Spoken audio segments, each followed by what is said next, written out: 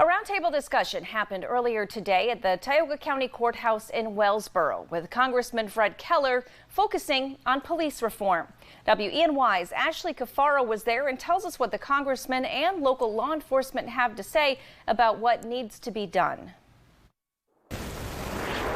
Congressman Keller is continuing to hold roundtable discussions in the north central and northeastern parts of Pennsylvania. The goal of these roundtables is to gather input from law enforcement and community leaders for legislation.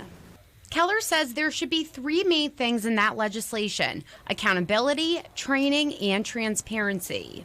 Make sure people have the training and the tools, make sure there's transparency so everybody can see what's happening, and also make sure there's accountability, which means if there is somebody that's not behaving properly, that they can be terminated, and it doesn't create an issue later on with an individual in the community or anybody in the police department, quite frankly.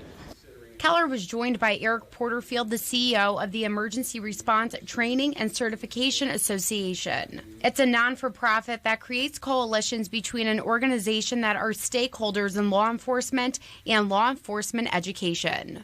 Legislation and law enforcement procedures and protocols don't necessarily follow each other very well. So I think in order to get to a solution for both, we have to have a much longer conversation before we enact anything.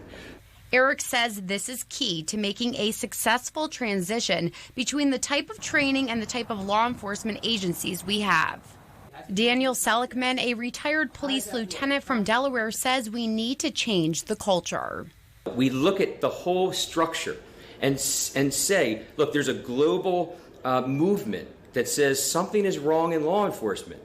And it's a diverse movement that's going throughout the world. Clearly, something is wrong. So let's totally change how this looks.